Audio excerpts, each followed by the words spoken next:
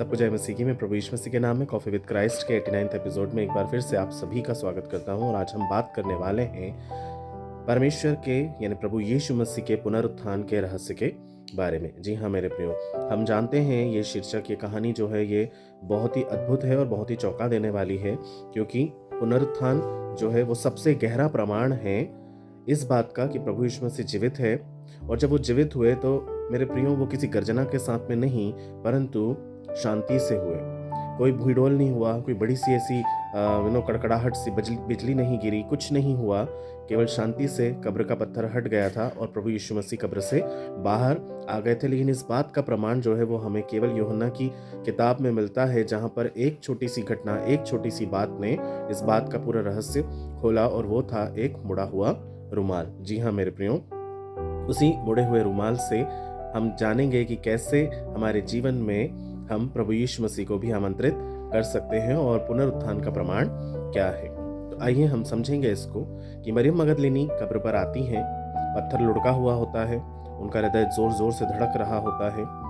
वो दौड़ती हैं क्योंकि वो जो सप्ताह के पहले दिन को जाकर के वो प्रभु की लोथ पर मसाले और कुछ कुछ अर्पण करने के लिए जाती हैं। तो उन्हें वहाँ पर कब्र का पत्थर जो है वो लुढ़का हुआ मिलता है। वो दौड़ लगाती हैं और पतरस और यूहन्ना के पास जाती हैं और उनको ये बताती हैं कि प्रभु वहाँ पर नहीं है।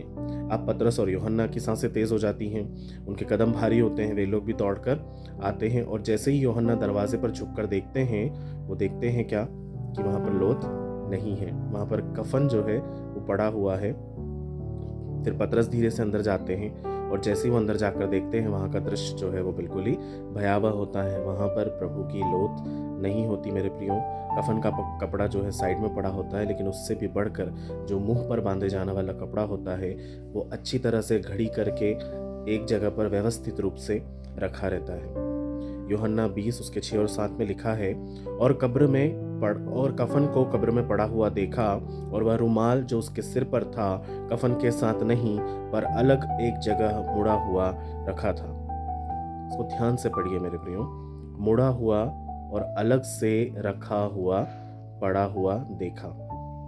ये कोई ऐसा दृश्य नहीं था मेरे प्रियो जो हमें ये विश्वास दिलाए कि वहां से लाश को चुराया गया है, या फिर ये हमें यकीन दिलाए कि वहाँ से प्रभु की लोथ को चोरी किया गया है, या फिर वहाँ पर कब्र के अंदर किसी तरह का कोई संघर्ष हुआ है। हम जानते हैं कि कई बार जो ऐसी कब्रें होती हैं, जो बड़ी सी कब्रें होती हैं जिनमें लोथों को रखा जाता है, उनके साथ में जब व्यक्ति इस संसार से विदा लेता है तो कई तरह के उनके आभूषणों को उनके साथ में और सोने चांदी के पात्रों को रख कर दफनाया जाता था। ये पुराने विश्वास थे कि जब कोई दूसरे जीवन में प्रवेश करता है तो उसको ये सारी चीज़ों की ज़रूरत उस नए जीवन में होती है, इसलिए वो इन नए पात्रों को और नई चीज़ों को उनके साथ दफनाया जाता था। पर यीशु मसीह के साथ तो ऐसी कोई कहानी थी ही नहीं। दूसरा, यीशु मसीह की लाश जो थी, यदि वो चोरी करते तो वो हड़बड़ी में होती, वो इतनी शांति से नहीं करते, क्योंकि वहाँ पे सैनिकों का पहरा था, वहाँ पे सब कुछ था। लेकिन उसके बावजूद भी वहाँ पे ऐसा कुछ भी नहीं देखने को मिलता है। वहाँ पर सब कुछ व्यवस्थित रूप से जमा हुआ और जैसा था वैसा ही मिलता है। इसका क्या मतलब था मेरे प्रियो? इसका मतलब ये था कि वहाँ पर किसी तरह की कोई घबराहट में पैदा हुई परिस्थिति नहीं थी, परंतु वहाँ पर परमेश्वर की व्यवस्था काम कर रही थी। यस मेरे प्रियो, हालेलुया। पहली सदी में यहूदियों की रीति में क्या होता था, शरीर को कस कर जो है बांधा जाता था, मलमल के कपड़े में लपेटा जाता था। ये यहूदियों की दफन करने की जो तरीका था, और उसको सुगंधित गंधरस के साथ में और लोबान के साथ में रखा जाता था, और ये अंतिम तैयारी थी। एक बार यदि लोथ को बांध दिया गया, लपेट दिया गया, उसके बाद वो कभी भी नहीं खोली जाती थी। लेकिन प्रभु यीशु मसीह की कहानी यहाँ पर समाप्त नहीं हुई थी मेरे प्रियो। यहाँ पर मृत्यु ने अपनी मोहर जरूर लगाई थी, परंतु स्वर्ग ने उस मोहर को तोड़ दिया था और उस हस्ताक्षर को बदल दिया था। प्रभु यीशु मसीह वहां पर नहीं थे।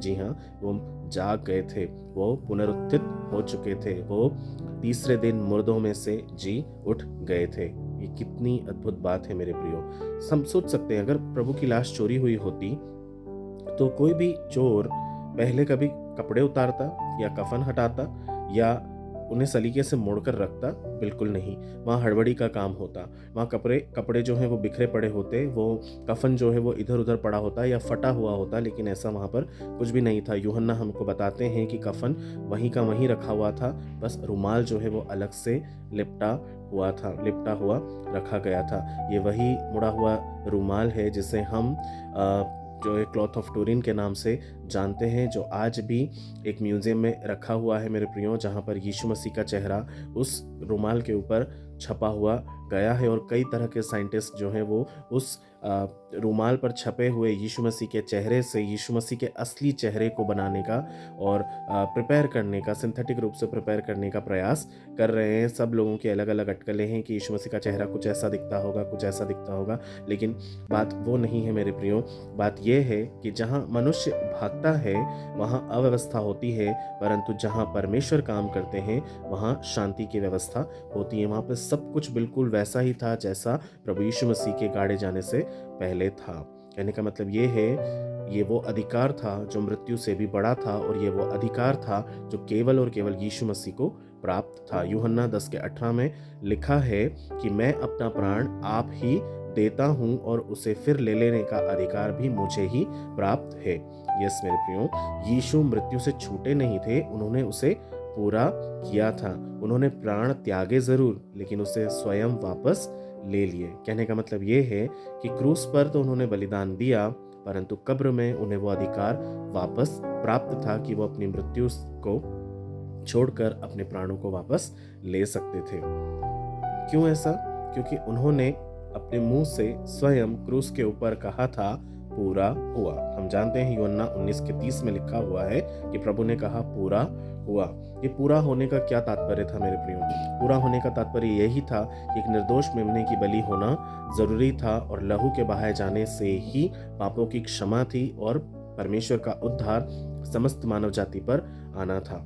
इसलिए कोई निर्दोष व्यक्ति इस पूरे संसार में प्रभु यीशु मसीह को छोड़कर नहीं था। इसलिए उन्होंने स्वयं अपने आप का बलिदान देना ग्रहण किया। उन्होंने अपने आप को बलिदान किया, अपने प्राणों को उन्होंने स्वयं छोड़ा। उन्होंने स्वयं क्रूस पर यह कहा कि मैं अपना प्राण तेरे हाथों में देता हूं, और ऐसा कहकर उन्होंने अपने प्राणों को त्याग दिया। और जैसे उन्होंने अपने प्राणों को त्यागा मेरे प्रियो, परमेश्वर का जो जजमेंट था वो उनके ऊपर आ गया था, और सब तरह के पाप, श्राप, रोग, बुराइयां, बेकारियां, कमजोरियां, हर तरह की जो भी बुरी बातें थी वो सब की सब यीशु मसीह ने अपने अंदर खींच ली। जितने भी इंसान जो थे, जो हैं और जो आने वाले हैं, उन सब के पापों को एक ही बार में लेकर के उन्होंने अपने अंदर समा लिया, और सिर्फ एक बात का वहाँ पे निर्णय हो गया कि जो कोई प्रभु यीशु मसीह पर विश्वास करेगा वो नाश नहीं होगा, परंतु अनंत जीवन को प्राप्त करेगा। ये अनंत जीवन परमेश्वर ने हमें सेंत में जरूर दिया है मेरे प्रियो, परंतु ये बेशकीमती है, ये तुच्छ नहीं है मेरे प्रियो। यहाँ जो परमेश्वर ने वचन कहा था ना, पूरा हुआ, वो पराजय का वाक्य बिल्कुल नहीं था मेरे प्रियो, वो पूर्णता की घोषणा थी, क्योंकि परमेश्वर ने सारी व्यवस्था को जो प्रभु यीशु मसीह ने की थी उसे पूरा कर दिया था। जब वह रुमाल मुड़ा हुआ रखा गया था तो ये उसी बात का प्रतिनिधित्व कर रहा था कि प्रभु यीशु मसीह ने जो कहा था उसे पूरा कर दिया है।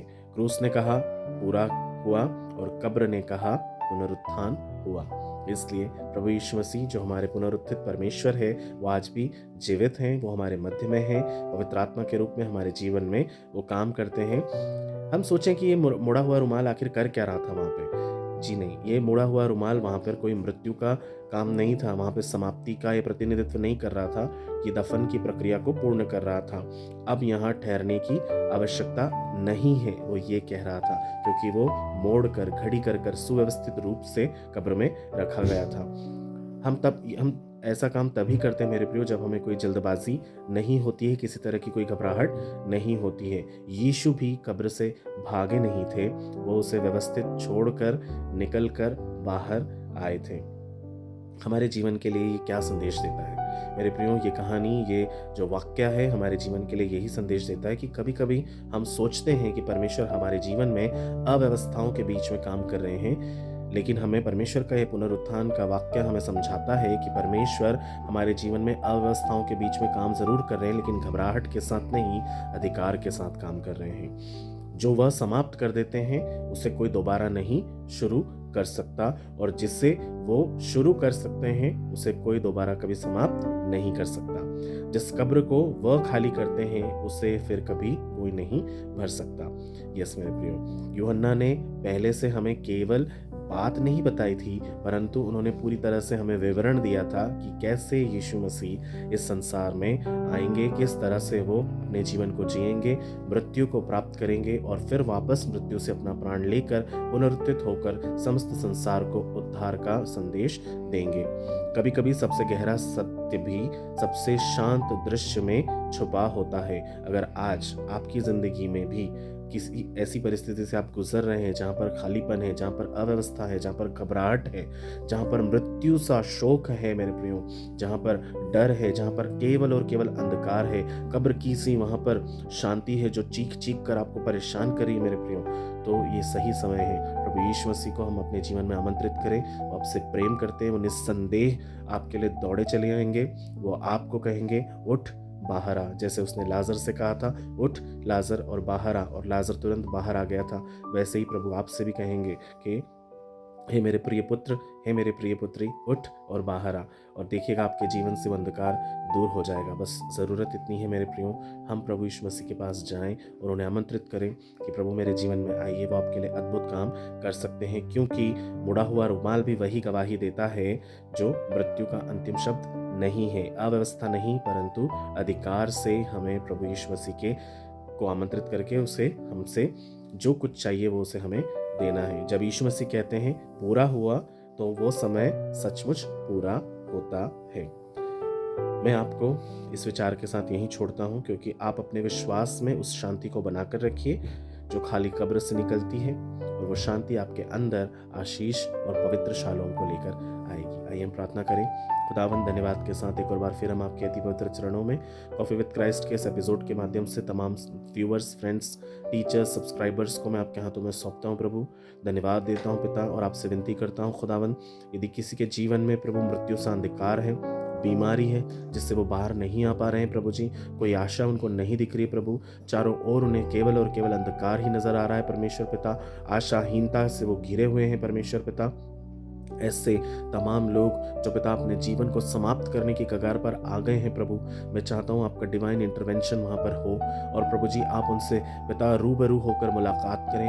आप उनके स्वप्नों में, उनके दर्शनों में, और परमेश्वर पिता उनके सोच विचारों के माध्यम से, लोगों के माध्यम से, और पिता अपने वचन के माध्यम से, इन वीडियोस के माध्यम से प्रभु आप उनसे बात करें, उनके मन को परिवर्तित करें खुदावंद। उन्हें दीजिए कि वे अपने जीवन को समाप्त न करते हुए परमेश्वर पिता आपकी ओर एक बार दृष्टि करें, अपने जीवन को आपके हाथों में सौंपें, एक नई दिशा को वे प्राप्त करें प्रभु, और जो कुछ आप उनके जीवन में करना चाहते हैं प्रभु, वे उन सब बातों को हासिल करें। एक मीरास, स्वर्गीय मीरास जो आपने उनके लिए रखी हैं, वो उसके लिए दौड़े चले परमेश्वर पिता। उन्हें दीजिए प्रभु, ये जीवन आपका दिया हुआ है, वो उसे फलवंत बनाने वाले होने पाए। परंतु प्रभु जी किसी भी तरह से यदि शैतान उन्हें परेशान करता है प्रभु, बुरे विचारों के द्वारा घेरता है परमेश्वर, मैं इसी वक्त प्रभु आपके अधिकार से भरकर उस शैतान को पिता उनके जीवन से दूर होने का आदेश देता हूँ राजा। आप पूरा कर दीजिए परमेश्वर, आप उनके जीवन को आशीषों से भर दीजिए प्रभु। प्रभु आपके दाहिने हाथ में लंबी उम्र और बाएं हाथ में वैभव है प्रभु, उससे भरा सराबोर कर दीजिए राजा। आप जीवन को भरपूर कर दीजिए प्रभु, आपने ऐसा कर दिया है। इन सब बातों के लिए धन्यवाद देता हूँ। विश्वास करता हूँ प्रभु आपकी पवित्र शांति हर एक के जीवन में आने पाएगी प्रभु। वो शांति जो संसार देता है वो नहीं, परंतु वो आत्मिक, वो स्वर्गीय, वो अलौकिक शांति जिसे हम शालोम कहते हैं प्रभु, वो शालोम प्रभु उन सब के जीवन में आने पाए। आपने इसको पूरा कर दिया है, उसके लिए धन्यवाद देता हूँ। आदर, मान, महिमा, इज्जत, गौरव, जलाल सब कुछ आपको देकर इस प्रार्थना को प्यारे परमेश्वर प्रभु यीशु मसीह के नाम में पूरा होने को मांग लेता हूँ। दया करके सुनिएगा और ग्रहण कीजिएगा, आमीन। मेरे प्रियो, मैं विश्वास करता हूँ प्रभु का ये वचन आपके जीवन में अद्भुत काम करेगा। आपने नई बात को सीखा होगा। मेरे साथ हर दिन यूं ही बने रहें, हम हर दिन नई नई बातों को सीखेंगे, प्रभु की महिमा में आगे बढ़ेंगे, शैतान को कुचलेंगे, और प्रभु आपके साथ निरंतर बने रहें। हर दिन आपको नई नई आशीषें मिले। सभी को मैं प्रभु के हाथ में छोड़ता हूँ। एक बार फिर से आपका दिन शुभ हो। सभी को जय मसीह की।